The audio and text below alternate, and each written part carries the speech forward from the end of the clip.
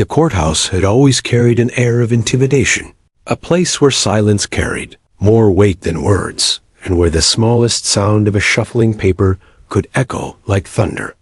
On that morning, however, the air inside the courtroom seemed heavier than usual, thick with anticipation and quiet murmurs.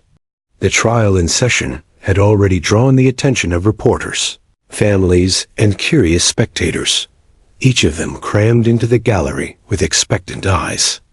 The case wasn't ordinary, and everyone knew it.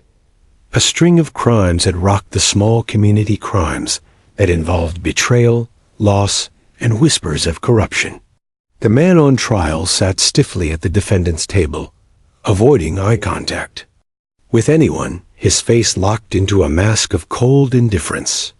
Beside him, his defense attorney flipped nervously through a stack of files, while the prosecution's team whispered among themselves, their voices low but charged with determination. Judge, an older man with a deep-lined face and eyes that carried decades of weariness, adjusted his glasses and scanned the room. His gavel had already silenced more than a few disruptions that morning, but even he could feel the undercurrent of tension thrumming beneath the surface. The jury sat like statues, their expressions unreadable, pens poised as if every blink, every word, and every pause could tilt the balance of justice. Yet, despite all the stern faces and the legal procedures, it wasn't the lawyers, the judge, or even the defendant that drew the most attention when the courtroom session began. All eyes, slowly but surely, drifted to the front corner where a large German shepherd sat obediently, his fur shining under the fluorescent lights, his posture proud and commanding. This was Officer Max. Max was no ordinary dog. Decorated with a record of arrests and rescues, he had earned a reputation as one of the most disciplined K-9 officers in the county. He had tracked missing persons, sniffed out hidden contraband, and once even located a frightened child who had wandered into the woods. For years, he had been praised as a hero and unshakable example of loyalty and service. And now, he was here as part of the prosecution's evidence, a living symbol of the case's seriousness. The courtroom respected him, even if silently. Reporters angled their cameras just right, trying to capture his profile. Some jurors exchanged quick glances at him before composing themselves. A few spectators whispered in awe, remembering his heroic exploits. But Max himself remained still, his dark eyes scanning the room with an almost human awareness, his ears twitching at every shuffle and cough. His handler, Officer Ramirez, stood tall beside him, one hand firmly gripping the leash. The weight of Max's presence added a strange kind of gravity to the room. For some, it was reassurance. For others, intimidation. And for one little girl, sitting quietly near the back, it was something far deeper, though no one realized it yet. In the second row of benches, a young mother sat with her child perched beside her. The woman's posture was stiff, her face pale from both worry and exhaustion. Her daughter, however, seemed untouched by the heavy atmosphere. The little girl's legs swung back and forth above the floor, her shoes barely brushing the wooden bench.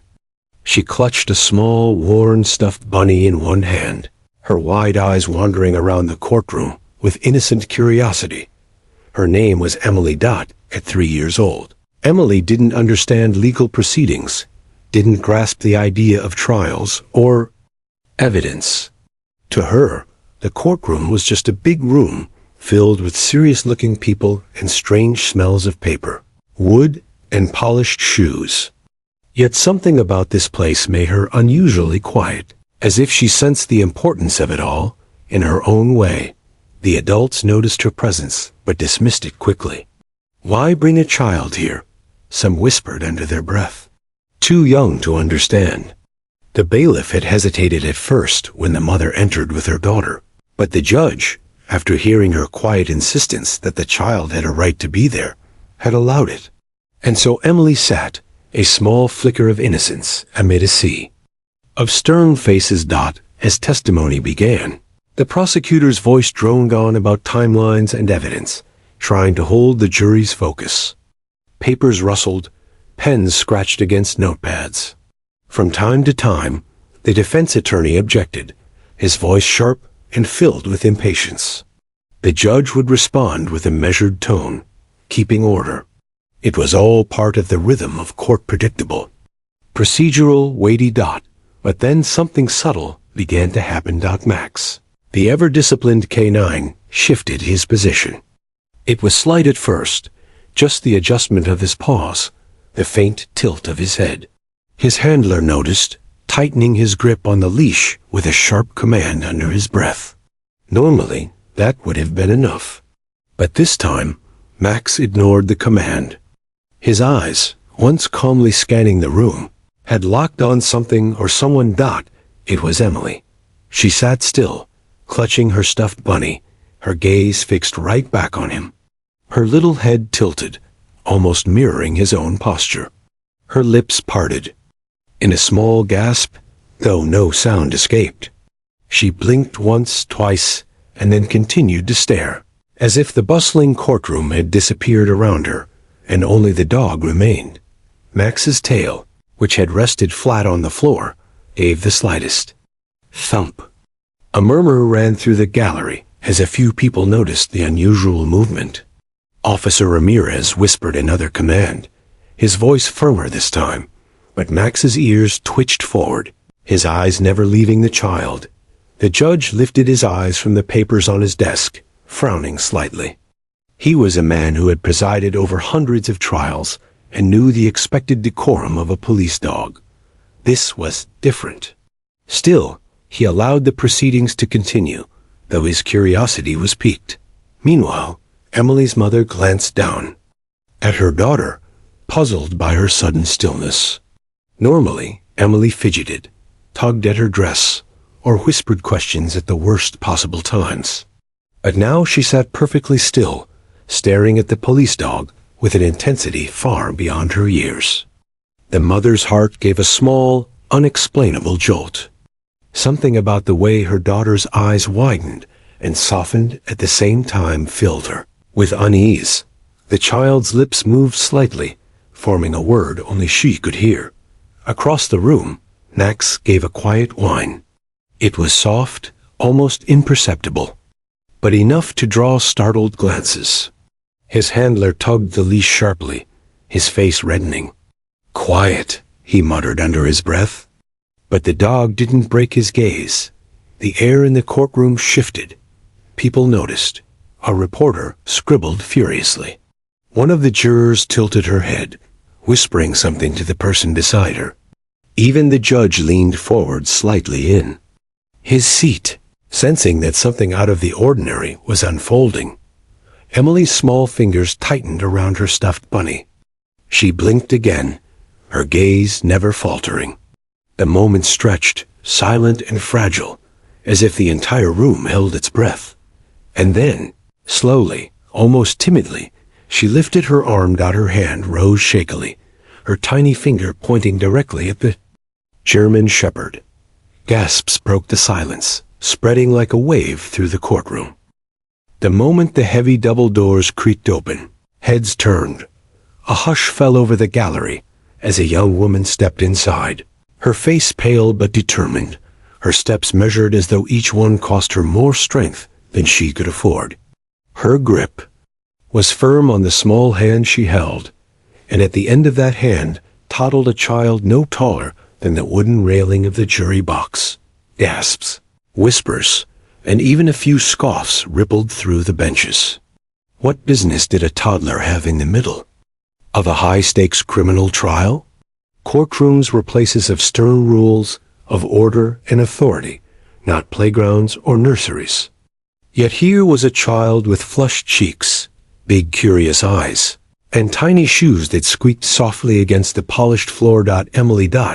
She was 3 years old, a bundle of innocence wrapped in a pale yellow dress with a ribbon that had begun to slip loose.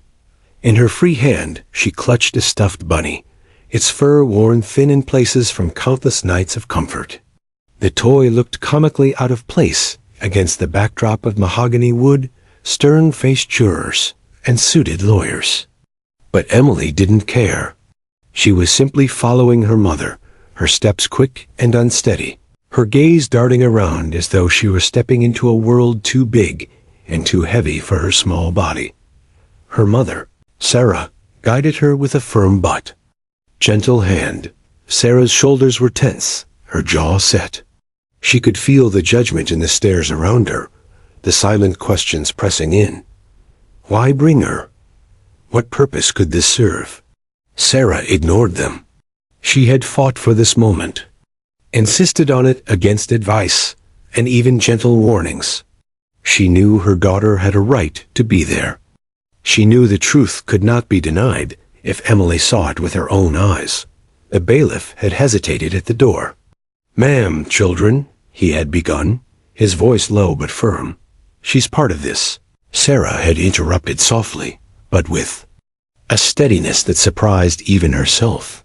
"Please, she needs to be here."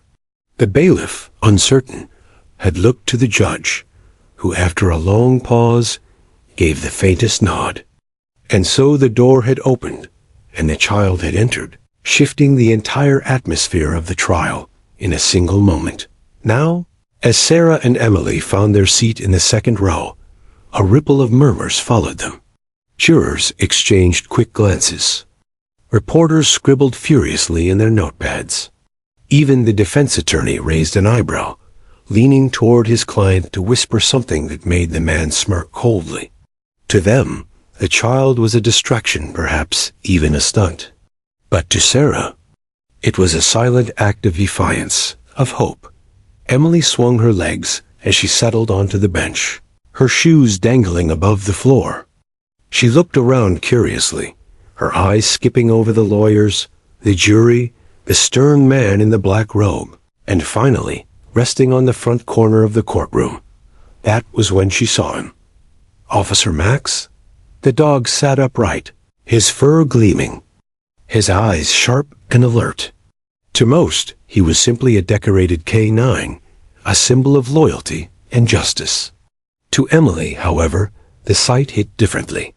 Her small body stilled, her mouth parting just slightly as if she recognized someone. She blinked, clutching her stuffed bunny tighter, the world around her fading into a blur. The dog's reaction was just as strange at first. Max had remained perfectly disciplined, his gaze sweeping over the courtroom as trained. But the moment Emily's eyes met his, something shifted.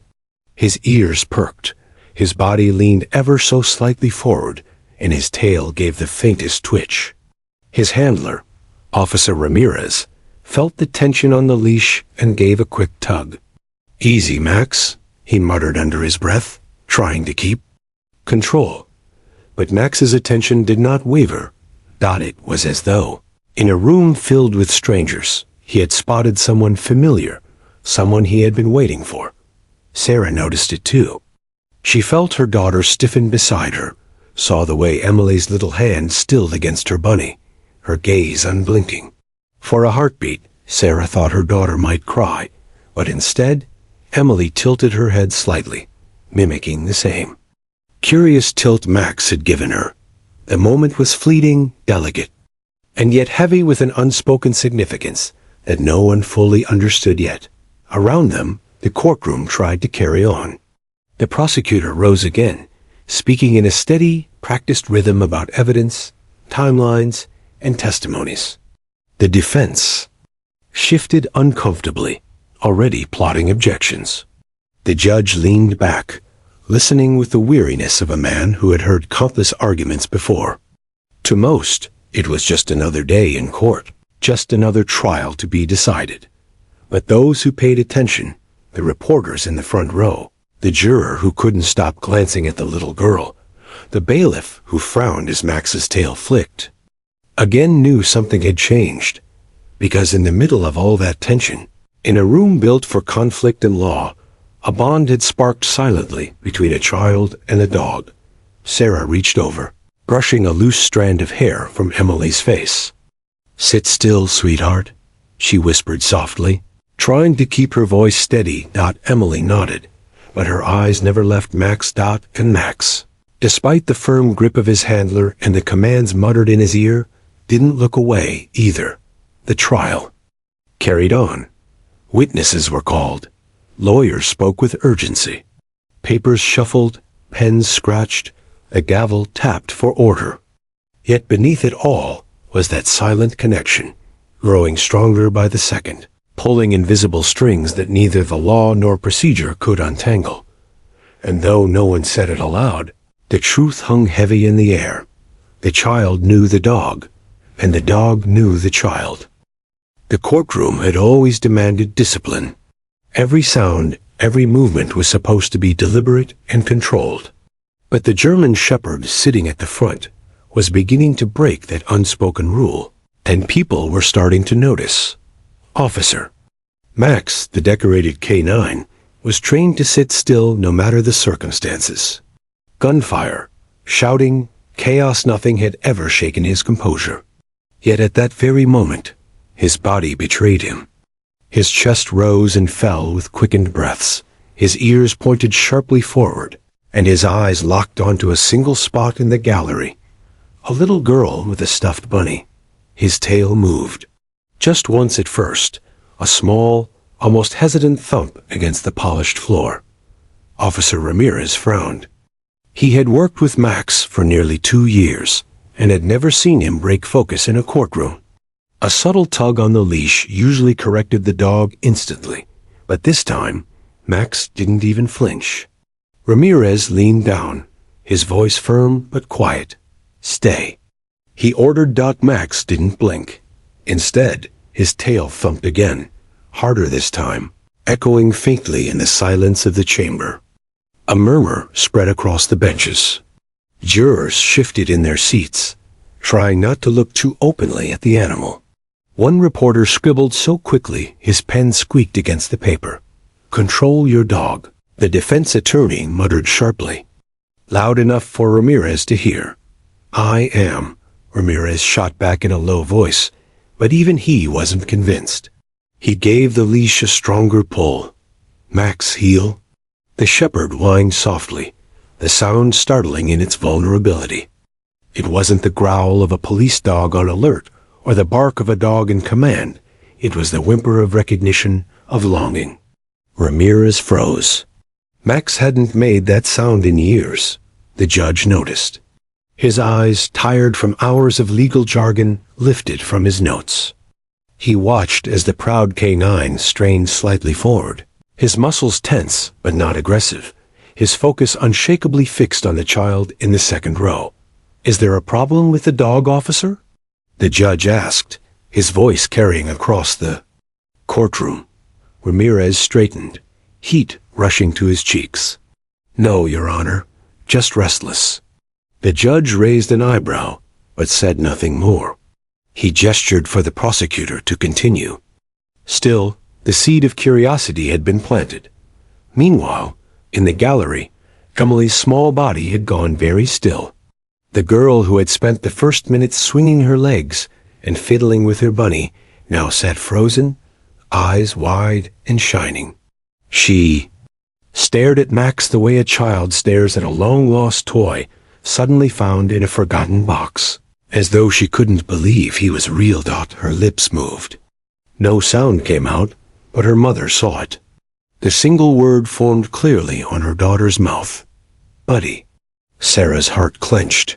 She squeezed Emily's hand, hoping to steady her, but Emily pulled slightly forward, her little body leaning as far as the bench would allow.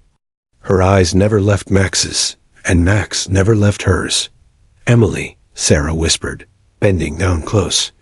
Stay quiet, sweetheart. Emily looked up at her mother with confusion, as if to say, why should I stay quiet when he's right there? Then she turned her gaze back to the shepherd, who was now practically vibrating with energy. Max shifted again, his paws sliding slightly on the floor. Ramirez hissed another command, but Max ignored it. The bond pulling him toward the child was stronger than years of training. His tail swept the floor again, faster this time. The sound drew more attention than ever. What's wrong with him? One juror whispered, "I thought these dogs were trained." Another muttered back, "Maybe he smells something." A third suggested, though her voice was doubtful. The entire courtroom seemed torn between continuing the dry legal proceedings and watching the silent, electric exchange unfolding between the dog and the toddler. Even the prosecutor faltered mid-sentence, his gaze darting toward the shepherd before he quickly collected himself and returned to his speech. But it was too late. No one was listening to him anymore. Emily's small hand, still holding her stuffed bunny, began to rise. Slowly, cautiously, as if pulled by an invisible string, she lifted her arm until her tiny finger stretched forward, pointing directly at Max. Ramirez's stomach dropped. Max's ears perked higher, his whine breaking louder this time. He tugged against the leash, his body surging forward just slightly before Ramirez braced himself and held him back. The bench beneath the jurors rattled faintly as they all shifted in their seats, whispering urgently to one another. "Your Honor, this is disruptive," the defense attorney snapped, standing.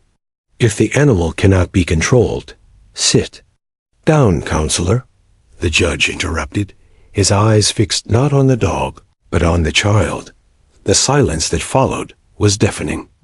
Emily's small finger remained outstretched, unwavering. Her gaze was locked on Max's.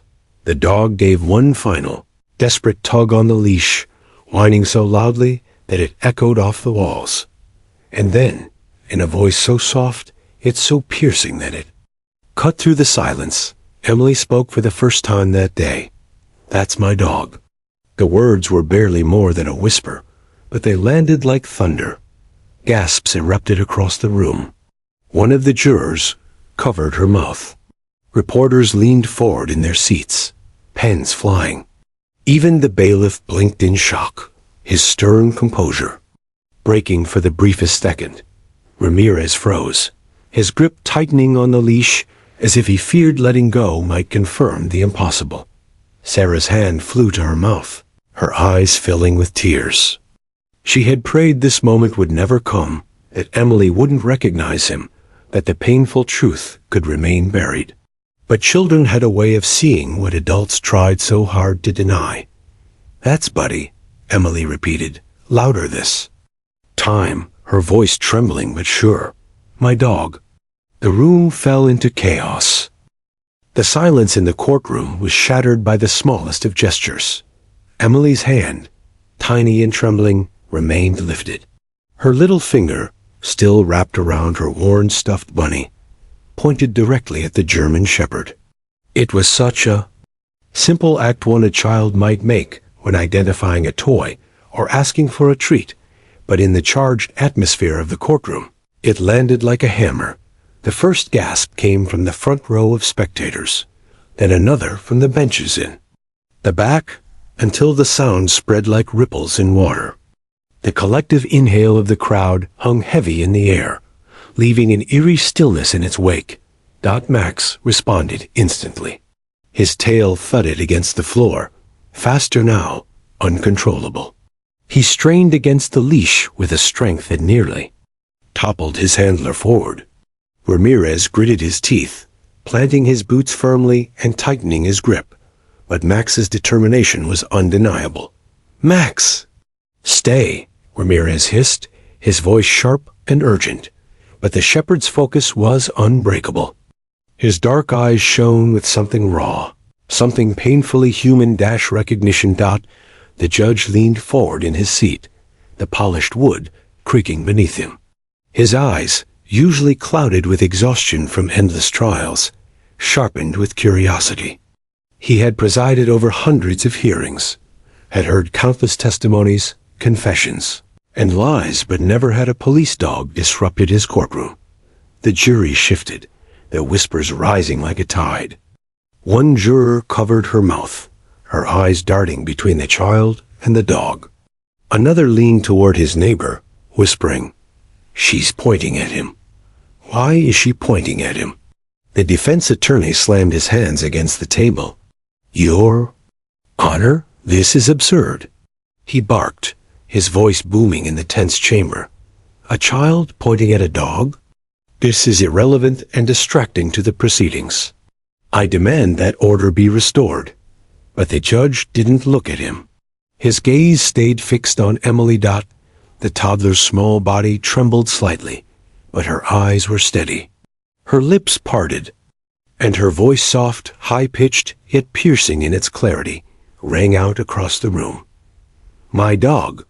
The words froze everyone in place. Reporters nearly fell over themselves, scribbling furiously into their notepads.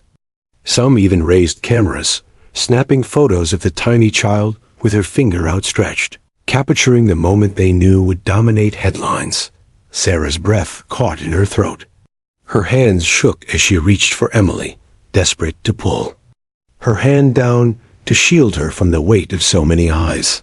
But Emily resisted, her gaze never leaving Max. That's my dog, Emily repeated, louder this time, her voice carrying to the very corners of the courtroom.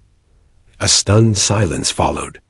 It was as though the air itself had been sucked from the room. Max barked once, sharp and loud, the sound echoing off the wooden walls.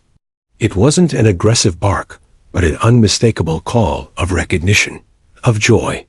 His body lunged forward, his paws scraping the floor as Ramirez struggled to hold him back. Sit. Max, sit. Ramirez ordered, his voice breaking with frustration. Sweat beaded at his temple as he dug his heels in.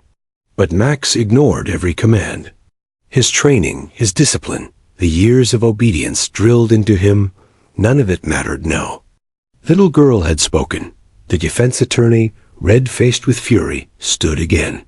This is outrageous. A child's rambling cannot possibly have any bearing on this case. This is nothing but theatrics. The prosecution said nothing. They, too, were watching, their faces slack with disbelief. Order. The judge finally boomed, banging his gavel so hard the sound rattled through the chamber. But even his authority couldn't erase the moment everyone had just witnessed. His voice softened slightly as he turned his gaze back to Emily. Young lady, what did you just say? Emily's eyes widened at being addressed directly by the man in the robe. She glanced at her mother for reassurance. Sarah nodded gently, tears already spilling down her cheeks. Emily straightened her small shoulders, clutched her bunny tighter, and said it again. That's my dog. That's Buddy. Her voice cracked slightly on the last word, the name trembling with both love and certainty. The courtroom erupted. Gasps turned to exclamations. Reporters scrambled out of their seats to phone their editors. Jurors leaned forward, some whispering in disbelief, others simply staring. Spectators murmured so loudly the judge had to strike his gavel again, demanding silence. Ramirez looked at Max, then at the child, his expression a mixture of shock and dread. Impossible, he muttered under his breath. But as Max's leash strained tighter and tighter, and as the shepherd's eyes glistened with undeniable recognition, Ramirez began to doubt even his own words. Sarah's face crumpled. She had dreaded this exact moment ever since stepping into the courthouse. She had prayed her daughter wouldn't see him, that she wouldn't know. But children saw what adults tried to ignore. They felt truth in their bones. And now that truth had shattered the courtroom, the judge leaned back in his chair, steepling his fingers beneath his chin. His gaze swept from the trembling child to the desperate dog to the frantic handler. He had never faced a disruption like this. Officer Ramirez, the judge said slowly, his voice echoing in the hushed room. Control your animal. Ramirez swallowed hard. I'm trying, Your Honor.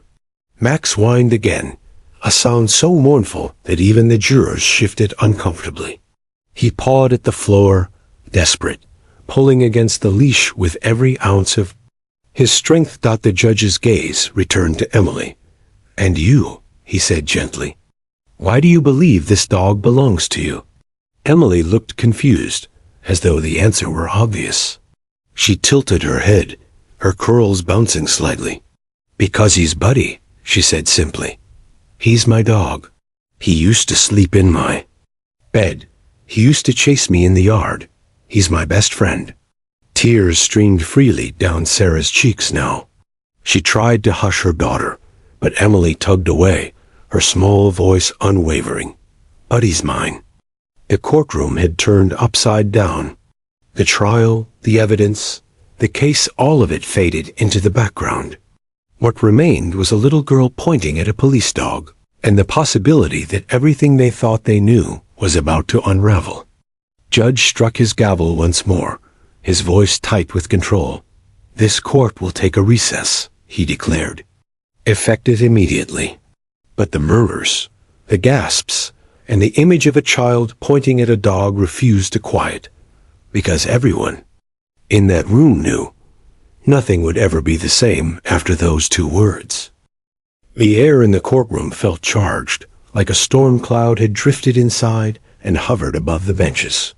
For hours, the trial had unfolded with stiff predictability, lawyers arguing their points, witnesses giving guarded testimony, the canine sitting obediently near his handler. But in that one fragile moment, everything changed. The toddler, no taller than the bench where she stood, had raised her tiny hand and pointed directly at the police dog. Her finger trembled slightly, but her eyes never wavered. Then came the zing. Words, two small words, spoken softly yet carrying the force of 1,000 revelations. My dog. The sound was almost drowned by the collective gasp that erupted in the room. It wasn't loud, not shouted, not even a demand. But the way it fell into the silence of the courtroom made it impossible to ignore. Like the crack of glass in a quiet house, it pulled every eye, every breath, every ounce of attention to her. The prosecutor blinked, stunned. The defense attorney dropped his pen. A juror actually covered her mouth with her hand, eyes wide in disbelief. Even the judge froze mid-note, his pen hovering above the paper, ink blotting the corner as his hand stilled. The canine handler shifted uncomfortably, glancing down at the German shepherd who had, until this very moment, been the picture of discipline. Now, the dog was staring back at the toddler, ears raised, tail thumping the polished wooden floor in slow, rhythmic beats that grew faster with every second dot. It was impossible to dismiss the reaction. Dogs didn't fake recognition. The mother of the toddler squeezed her daughter's hand, tears welling up, but lips pressed tight, as though holding back a flood of truth she wasn't sure she had the right to unleash. The judge's voice broke. The silence at last, low, careful, almost incredulous. What did you say, young lady? The little girl's eyes darted from the judge to the dog, then back again. She repeated it, louder this time, with all the certainty her small heart could. Hold, my dog. The two words landed like hammer blows. A murmur rippled through the benches. Reporters scribbled furiously. The court officer at the door actually leaned forward, as though proximity might help him make sense of what had just happened. The handler tugged lightly on the dog's lead, as if to break whatever invisible tether had just bound the animal to the child. But the shepherd refused to budge. His gaze was locked, unwavering, tail now wagging so fast it tapped against the wood like a drumbeat. The defense attorney recovered first, his instincts kicking in. He leaned forward, hands gripping the edge of the table. Your Honor, he said, voice shaking with a mix of disbelief and excitement. I believe this. This changes everything. The prosecutor, usually composed and razor-sharp, looked flustered. This is highly irregular. She's a child. She doesn't know what she's saying. We can't. But her objection was cut short by the sudden sound of a whine. A low, heart-pulling whine from the shepherd, his ears perked high as he leaned forward, muscles tense, as though fighting the invisible command to stay seated. The little girl tilted her head, her small lips curling into a trembling smile. She whispered something that only the closest few could hear. The sound carried no weight of legal evidence, No crafted argument, only raw innocence. Buddy. That was it. One word, one name. The shepherd's ears shot straight up. He let out a sharp bark that startled half the courtroom to their feet. The handler lost control for a moment as the dog lunged forward, straining against the leash, eyes locked with the child's. Chaos erupted. Court officers scrambled. Reporters stood. On benches, the jury whispered frantically. But amidst the pandemonium, there was something undeniable, something real. The recognition between the child and the dog wasn't imagined. It was raw, instinctual, alive. The judge pounded his gavel, demanding order, but even his voice trembled. Silence, order in this court. Slowly, the noise dulled, but the energy remained. The little girl had now slipped from her mother's grip, stepping closer to the railing that separated her from the shepherd. Her tiny hand reached out, palm open, as if calling to an old friend who had finally found his way home.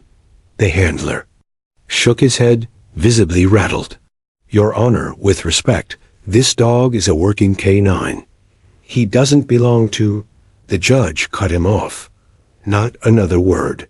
His gaze lingered on the dog, on the child, then on the mother, whose tears now streamed freely down her cheeks. The defense attorney seized the moment, his voice carrying the weight of revelation. That is no ordinary reaction, Your Honor. This isn't just coincidence. The child knows the dog, and the dog knows her. The jury can see it. Everyone can see it. The jury nodded, some with wet eyes, others with lips pressed tight in an effort to hold back tears. The little girl, oblivious to the legal tension exploding around her, giggled softly. See, Mommy? It's Buddy. He came back. Her words hit harder than any cross-examination, any closing argument could. The shepherd gave another sharp bark, his entire body straining toward her. His handler's arm shook as he struggled to keep hold of the leash. It was no use. The bond between them had shattered every barrier. The mother's sob finally broke the silence, raw and unrestrained. She nodded, her voice shaking as she addressed the judge. She's telling the truth. That dog, Buddy, he was ours. He disappeared months ago. We searched everywhere. And now, she couldn't finish, her body trembling as she clutched her daughter close. The judge leaned back in his chair, hand covering his mouth as he absorbed the weight of it all. A seasoned man of the law, trained to separate emotion from fact, now staring at undeniable evidence that wasn't written in documents, but alive in the bond between a child and her dog. For the first time in hours, the trial itself seemed forgotten. The evidence, the arguments, the witnesses all faded to the background, as one pure truth filled the room. The little girl had said 2 words, and nothing would ever be the same again. A gavel struck again, sharp and commanding, but even the authority of the judge seemed fragile against the whirlwind unraveling before him. What had begun as a standard trial had morphed into something extraordinary, an eruption of truth carried, not by attorneys or evidence, but by the smallest voice in the room. The toddler stood near the railing, her hand still outstretched. Her eyes glowed with innocent certainty as she repeated the name. Buddy?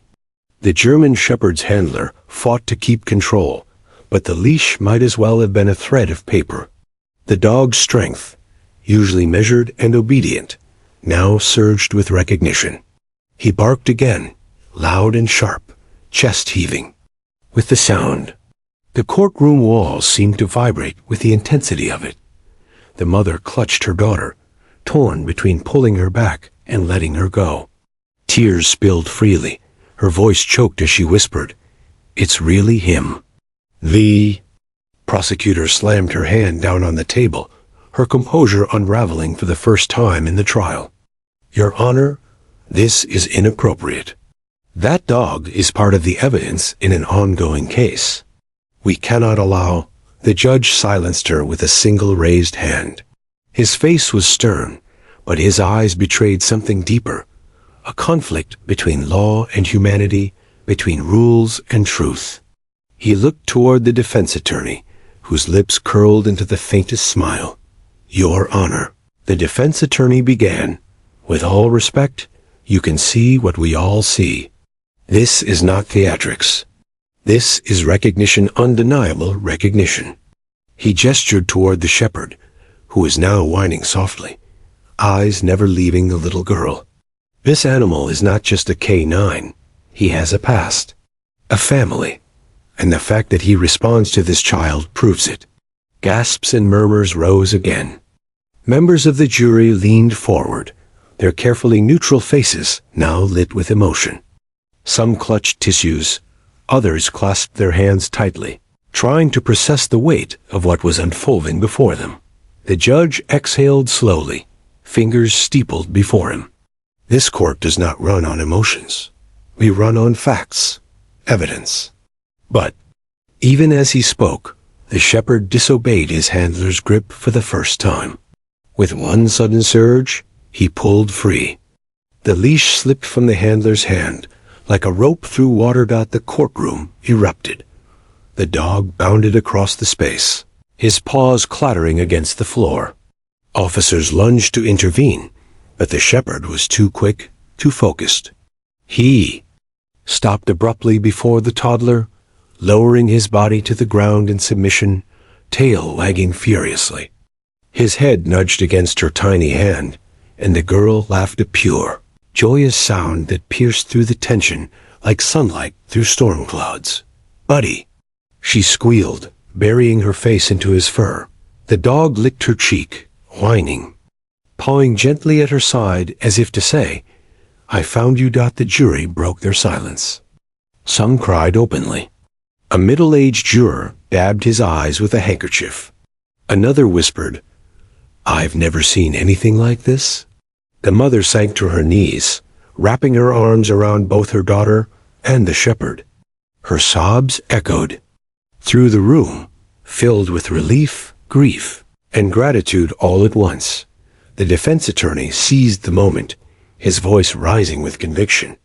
"Your Honor, this child has identified the dog, not through speculation, not through suggestion, but through an undeniable bond.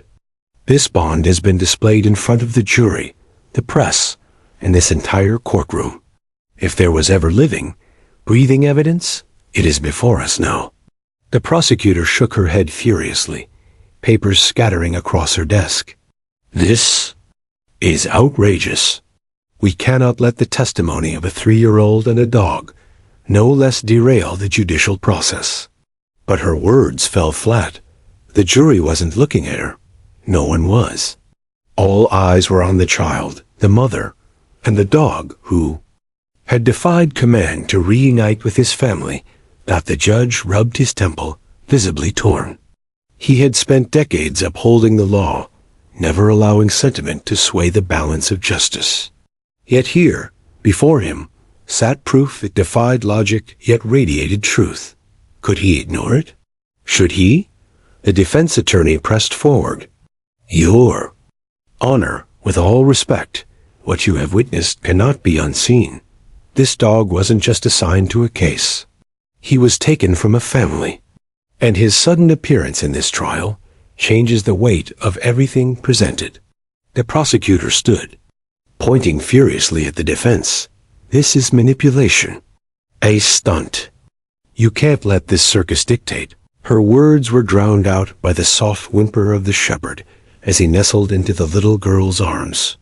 The child looked up, her big eyes glistening with tears, and said the simplest thing. "He's mine. He came home." The room stilled once again. The judge leaned forward, his voice lower now, reflective. "Sometimes truth does not arrive in neat packages, tied with ribbons of paperwork and sworn testimony. Sometimes it reveals itself in ways we cannot anticipate." He paused, his gaze sweeping the room. "But when truth arrives, we cannot ignore it."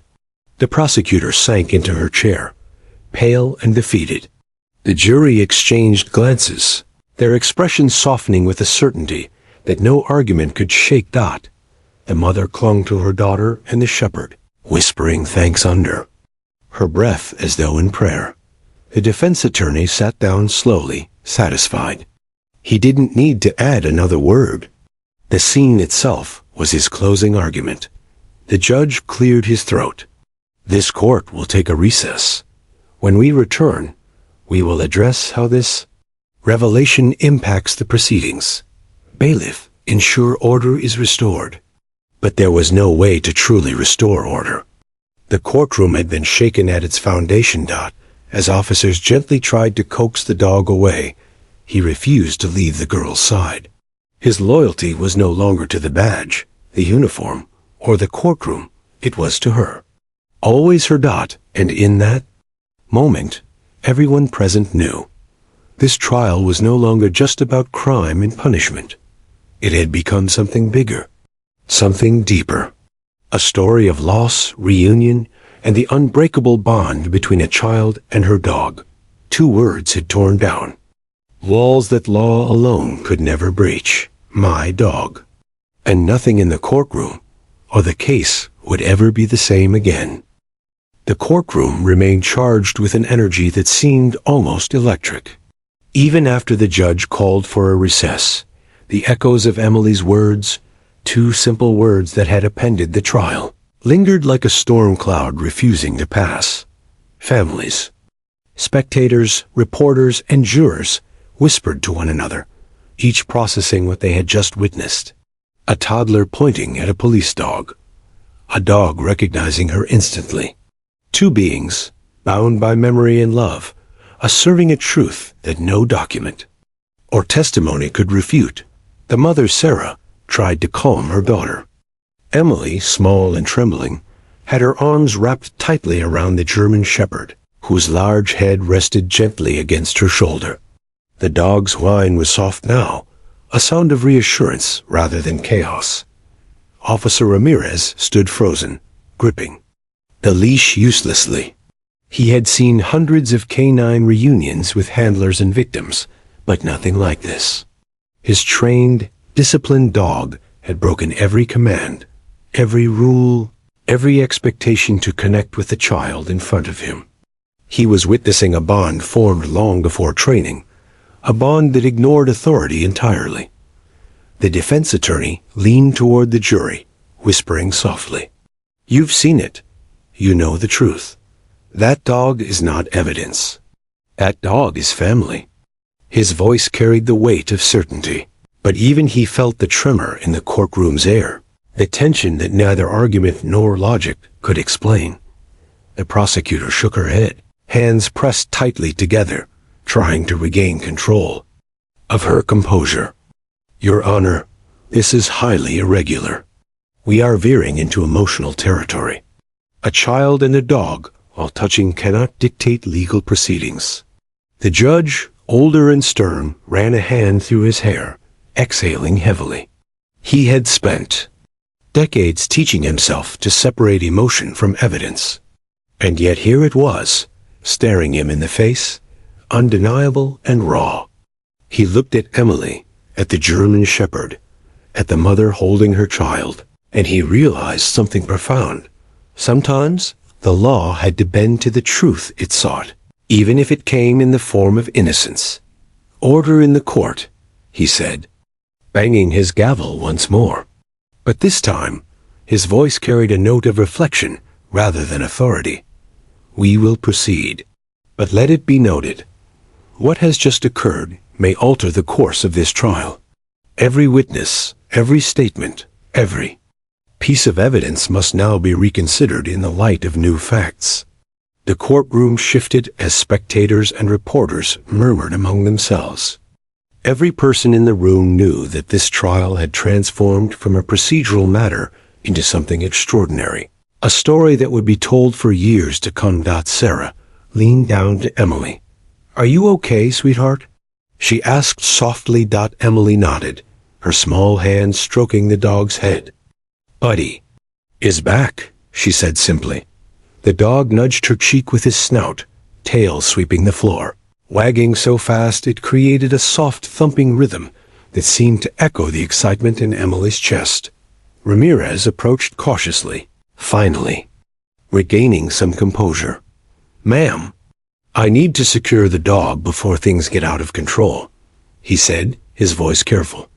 Emily looked up at him with wide eyes. "No, he's mine," she said firmly. The courtroom murmured again. "Even." The judge paused, watching the interaction. Ramirez, recognizing the bond, relented slightly, keeping the leash slack. The dog stayed with Emily, leaning into her touch as if refusing to leave her side. The judge sighed. "This court will reconvene in 30 minutes, he announced, allowing the room a short pause. "But let it be clear, no one may interfere with the child or the dog. They remain undisturbed." During the recess, reporters crowded around Sarah and Emily, eager for a statement. Cameras clicked, microphones extended. But Sarah held Emily protectively, shielding her from the frenzy. "We just want him safe," she said quietly. "That's all. That's all that matters." Emily giggled softly, hugging Buddy tightly. She whispered, "I missed you," into his fur. The dog licked her face in response, and for a moment, nothing else existed in the world, only the pure, unspoken bond between them. Back in the courtroom, the jury whispered among themselves. Their expressions were filled with awe, curiosity, and a dawning understanding. The trial they had entered hours earlier, expecting cold logic and measured arguments, had turned into something alive, something human. They had witnessed truth not in papers, not in statements, but in the recognition between a child and a dog. The judge watched carefully as the spectators settled back into their seats. "Let the trial continue," he said finally. "But remember, what you have seen here is part of the record, and every decision you make must take into account what has been revealed." As the proceedings resumed, the atmosphere had shifted. Witnesses gave testimony with renewed gravity, aware that everyone in the courtroom now knew the story of Emily and Buddy. Lawyers spoke with more care. Their words weighed against the backdrop of the undeniable bond that had disrupted the trial. The defense attorney seized the opportunity. "Your Honor, may I call for a short verification?" he asked. "We need to ensure that this dog, is indeed the one belonging to my client's family." The prosecutor's jaw tightened, but she nodded reluctantly. "Very well," she said. "But let's proceed quickly." Ramirez guided Max to the center of the courtroom. The dog, though calm now, still wagged his tail vigorously. Staying close to Emily, the child reached out, gently patting his head. The room went silent again, every eye fixed on the reunion. The verification process began. Old photographs, records of veterinary care, and microchip information were presented. Emily, barely comprehending, pointed to Max whenever asked, repeating, softly, "Buddy." Every piece of evidence corroborated the child's statement. The dog was indeed theirs. Every document, every photograph, every microchip reading confirmed the truth. Emily's words were not a fantasy or accident. They were reality.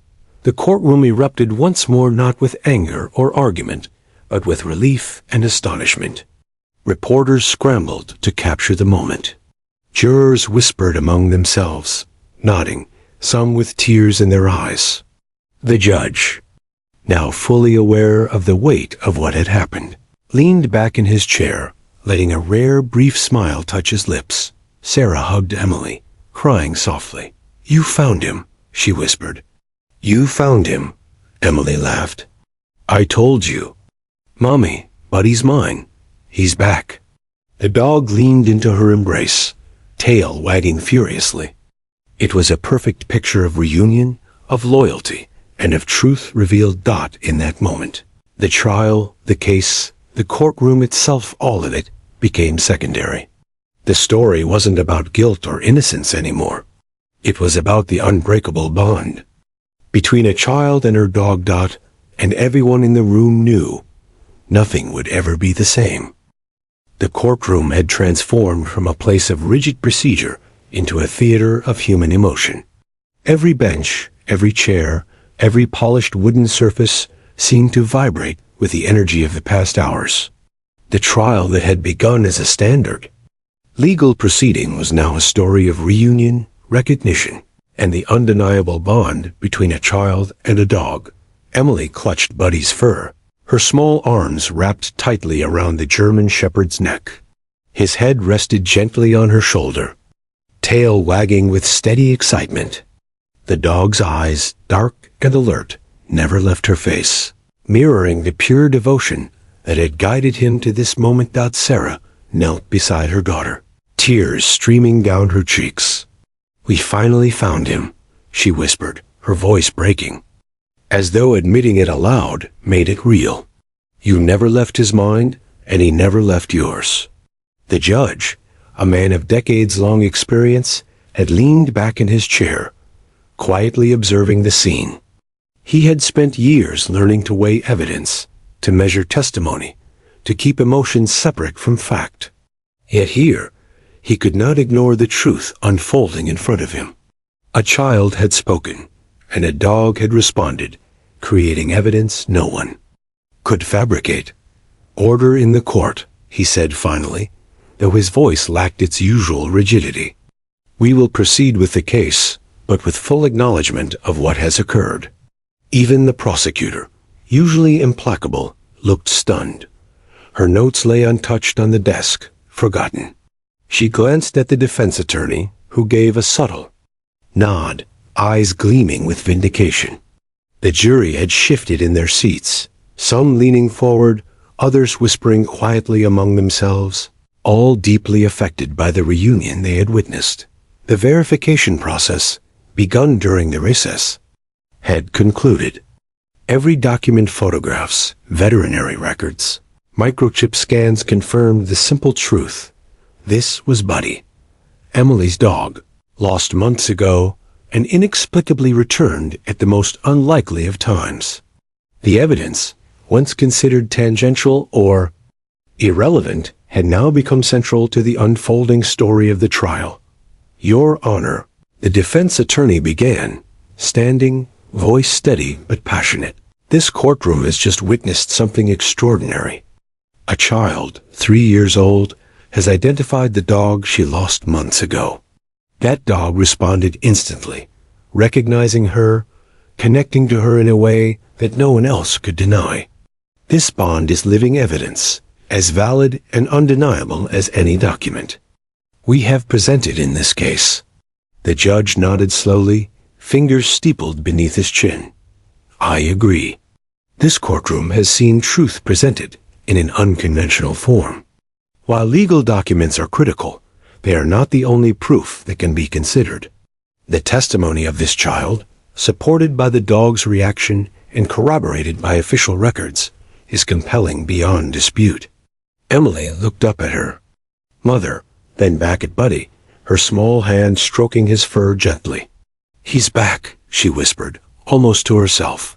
The room fell silent, every eye fixed on the two of them.